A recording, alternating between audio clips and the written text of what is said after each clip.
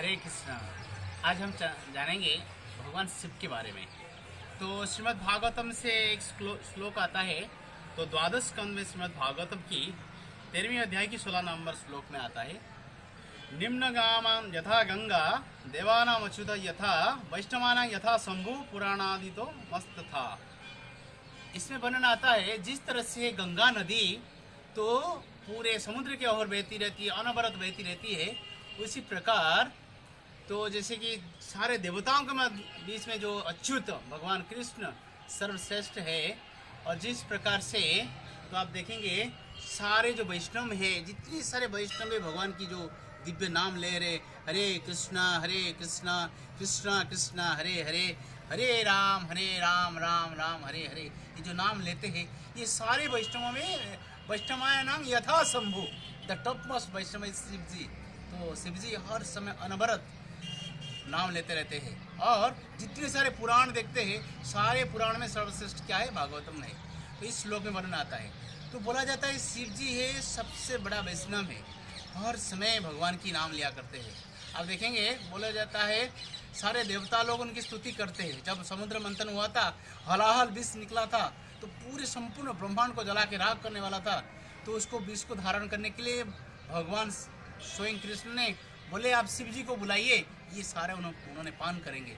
तो शिव जी ने क्या किए, सारे हलाल विष को पान किए और अपने कंठ में धारण कर लिए, जिसके कारण उनके नाम पड़ा, नीलकंठ नाम पड़ा। तो बोला जाता है भगवान शिव जब एक स्थान में बैठते हैं 88,000 साल तक तपस्या करते रहते हैं, हर समय अनवरत तपस्या करते रहते हैं, हर समय भगवान के नाम लिया करते हैं। तो शिव जी इतना दानी है तो उनको आशुतोष बोलते हैं। आशुतोष मतलब आशु मतलब बहुत जल्द, तोष मतलब प्रसन्न होते, बहुत जल्द प्रसन्न हो जाते। जो भी संसार की जो भी कामनाएं कोई व्यक्ति लेके उनके सामने जाते तुरंत वो प्रसन्न हो जाता है, उनको आशीर्वाद करते उनको प्राप्त हो जाता है, इसलिए उनका नाम आशुतोष पड़ा हुआ है। तो शिव जी एक बार उन्होंने पार्वती ने बोले क्या विष्णु के पास इतना बड़ा महल है, वैकुंठ लोक है, ब्रह्मा के पास सत्य लोक है, क्या हमारे पास कुछ तो होना चाहिए, हमारे रहने के लिए कोई जगह नहीं है, कैलाश में एक पेड़ के नीचे हम रहते हैं, तो कुछ एक भव्य महल बनाइए। तो शिव जी बोले देवी ये हमको ज़रूरत नहीं है, अगर हम बनाएंगे भी हमको प्राप्त भी नहीं हो पाएगा, क्या ज़रूरत है, हम तो ये अच्युत की सेवा में रहते हैं, हर समय उनकी कीर्तन करते, क्या ज़रूरत है हमको ये महल बनाने के लिए। लेकिन देवी तो स्त्री हट बाल हट, जिस तरह से जैसे स्त्री की हट के माने से मनाने के लिए तो उन्होंने क्या किए, तो फिर एक सोने के महल बनाए जो रावण के पास अभी है, लंका, संपूर्ण सोने के लंका बनाए। तो पूरे संपूर्ण सोना में बना हुआ है महल था। तो फिर वो जब महल बनाए तो उसको प्रतिष्ठा कौन करेगा, पूजा कौन करेगा, गृह प्रवेश कौन करेगा। तो गृह प्रवेश के लिए उन दिनों में सर्वश्रेष्ठ 4 वेद के ज्ञाता विश्वकर्मा का कुमार रावण बहुत बड़ा विद्वान था। तो बोले रावण ही पुरोहित बन के आएगा, वो पूजा करेगा। तो शिव जी ने रावण को बोले, तो रावण शिव जी के महान भक्त थे, तुरंत ये बात सुनते हुए निमंत्रण को स्वीकार कर लिया। तो पुरोहित बन के आया, पूजा किया, बहुत भव्य पूजा किया। पूजा करने के बाद तो बोले मुझे दक्षिणा चाहिए। तो शिव जी बोले देखो हमारे पास तो कुछ है ही नहीं, हमारे पास ये नंदी है, बाकी हम तो ये घूमते रहते थे संसार भर में, तो हमारे पास कुछ है ही नहीं, क्या दें। तो बोले ये सुंदर लंका है, इतना सोने में बना हुआ है, ये मुझे दक्षिणा के स्वरूप में दे दीजिए। शिव जी बोले ले लो। अब बताओ, शिव जी बोले पार्वती को देखा देवी में बोला था संसार में कुछ भी वस्तु हमको योग्य नहीं है, तो हरि की नाम हमारे लिए सर्वश्रेष्ठ है। इतना सुंदर भवन बनाया था, तो भवन हमको काम में नहीं आया, शिव जी को क्या करना पड़ा, दान करना पड़ा रावण को। इसलिए बोला जाता है अनासक्त है, हर समय भगवान की चरण में आसक्त रहते, संसार में कोई लेना देना उनको नहीं है। ये संसारी लोगों को क्या करते, उबारने के लिए शिव जी आते हैं। तो बोला जाता है शिव जी जैसे वैष्णव तो कोई नहीं है। हम जिस तरह से भजन कर रहे हैं, इस तरह से भजन में आप देखेंगे यही भागवतम में भी आता है। भागवतम में आता है जो 12 महाजन जो है भगवान कैसे है, उनको कैसे प्राप्त किया जाए, संसार में सिर्फ 12 लोग जानते हैं, उसमें से शिव जी आते हैं। इस श्लोक आता है स्वयंभू नारद शंभु कुमार कपिल मनु प्रहलाद जनक भीष्म बलि भया सखी भयम। इसमें आता है स्वयंभू नारद शंभु, शंभु मतलब सख्यात शिव जी, वो किस तरह से भगवान को पूजा किया जा सकता है, भगवान को प्राप्त किया जा सकता है, सिर्फ शिव ही जानते हैं। तो इस तरह से शिव जैसे 12 लोग जानते हैं, जैसे ब्रह्मा जानते हैं, नारद जी जानते हैं, और बड़ी महाराज जानते हैं, सुखदेव गोस्वामी जानते हैं, भीष्मदेव जानते हैं, प्रहलाद महाराज जानते हैं, तो सनत कुमार जानते हैं। इस तरह से 12 महाजन के अंदर शिव जी आते हैं। तो हर समय अनवरत शिव जी नाम जप कराया करते हैं भगवान का। तो संसार में कोई लेना देना उनके नहीं है। और बोला जाता है संपूर्ण जो ब्रह्मांड जो है शिव जी हर दिन 2 बार परिक्रमा करते हैं। तो कौन सा समय है? सुबह प्रातःकालीन 3 बजे से लेके 6:30 के बीच में, और शाम को 7 से लेके 10 के बीच में पूरे ब्रह्मांड परिक्रमा करते हैं। तो बोला जाता है शिव जी की जो गण है, मतलब भूत प्रेत पिशाच है, ये क्यों है?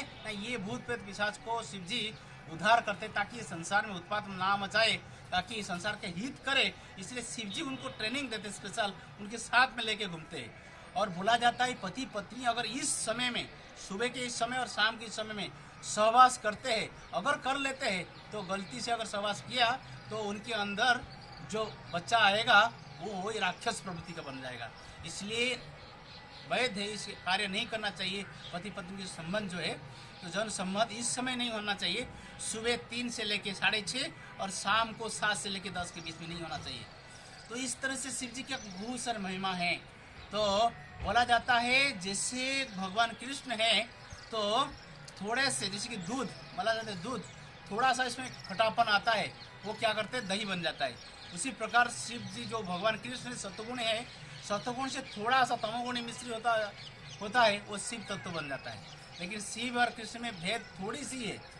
शिव भगवान की कृष्ण की बराबरी है, तो थोड़ी सी उसमें से, जैसे कि दूध में थोड़ा सा खटापन आने से वो दही बनता है, उसी प्रकार सत्वगुण से थोड़ी सी तमोगुण की मिश्रण है, इसके कारण ये शिव तत्व होता है। तो बोला जाता है जो 18 पुराण है, तो पहला 6 पुराण सत्वगुणी माना जाता है, दूसरी जो 6 पुराण जो है रजोगुणी माना जाता है, तीसरी जो 6 पुराण जो है तमोगुणी माना जाता है। ये तीसरी जो 6 पुराण ये पूरे शिव जी की जीवन चरित्र की वर्णन करता है। तो लेकिन शिव जी की परिवार आप देखेंगे तो जैसे कि शिव जी की जो वाहन है कौन है, नंदी है, और पार्वती की वाहन कौन है, शेर है। तो बोला जाता है नंदी को देखते हुए शेर खा लेगा, लेकिन कॉम्बिनेशन ऐसा है पूरे सब लोग एक साथ में रहते, कोई किसी का अहित नहीं करते हैं। तो जैसे कि पार्वती की नंदी हो गए, और गणेश जी की जो वाहन जो है चूहा है, और कार्तिकेय का जो वाहन है मयूर है। मयूर क्या करेगा, चूहा खा सकता है, लेकिन साथ में रहते हैं। इतना कॉम्बिनेशन इतना सुंदर है, तो कोई किसी का अहित नहीं करते हैं। तो इसीलिए बोला जाता है the top most among the Vaishnavas, Shiv ji the top most Vaishnavas. तो हमको शिव को प्रणाम करना चाहिए। लोग बोलते हैं हमको क्या शिव जी की प्रसाद खाना चाहिए, शिव जी की मंदिर जाना चाहिए। शिव जी की मंदिर हमको जाना चाहिए, शिव जी को प्रणाम करना चाहिए, उनको कृष्ण भक्ति मांगना चाहिए, बल्कि बजाय हम संसार की जो मांग नहीं करना चाहिए, हमको कृष्ण भक्ति मांगना चाहिए, ताकि हर समय हमारा मति कृष्ण के चरण में रहे, ये हमको मांगना चाहिए। और जो हम जिसे बोलते प्रसाद हमको शिव जी का खाना चाहिए कि नहीं कहना चाहिए वैष्णव लोगों को, तो वैष्णव लोगों को इस तरह से नहीं खाना चाहिए, क्योंकि हम जो कुछ वैष्णव लोग जो कुछ खाते हैं पहले भगवान कृष्ण को अर्पण करते हैं, अर्पण करते हुए खाएंगे। तो जैसे कि देवादेवी की प्रसाद जो है, तो भगवान कृष्ण को अर्पण हम नहीं कर पाएंगे। ये दृष्टिकोण से देखा जाए तो हम नहीं प्रसाद नहीं खाना चाहिए, लेकिन हम उनको सम्मान करना चाहिए, प्रणाम करना चाहिए, और हम वैष्णव लोगों को शिव जी की मंदिर जाना चाहिए, उनको प्रार्थना करना चाहिए, कृष्ण भक्ति मांगना चाहिए, बजाय संसार की चीज। अगर आपने मानसी गंगा में देखेंगे, मानसी गंगा के पास शिव जी है जिनकी नाम है चकलेश्वर महादेव। चकलेश्वर महादेव ये मानसी गंगा है, इसी मानसी गंगा है, और चकलेश्वर महादेव है। तो यहाँ पे सनातन गोस्वामी हमारे एक प्रमुख आचार्य यहाँ पे भजन किया करते थे। तो भजन करते करते देखिए बहुत सारे मच्छर उनको काट रहे थे। तो मच्छर काटने की वजह तो वो अच्छी तरह से भजन नहीं कर पा रहे थे। एक दिन वो भजन की स्थान को छोड़ के जाने लगे, तो साक्षात शिव जी खड़े हो गए उनके सामने। चकलेश्वर महादेव साक्षात उनके सामने आए, बोले आप मत भागो, आप जो भजन करते हो मैं सुनता हूँ, मैं शुद्ध हो जाता हूँ, इसलिए आप यहाँ बैठ के आराम से भजन करिए, जितने सारे मच्छर है मैं इसको भगाऊंगा। तो तब से सनातन गोस्वामी जहाँ भजन करते हैं उस स्थान पे आज तक भी कोई मच्छर नहीं होते। शिव जी यहाँ पे तपस्या करते हैं। तो यहाँ पे चकलेश्वर महादेव है, और इस स्थान पे ये अब हमारा देखेंगे सनातन गोस्वामी का भजन कुटीर भी है यहाँ पर। हरे कृष्णा।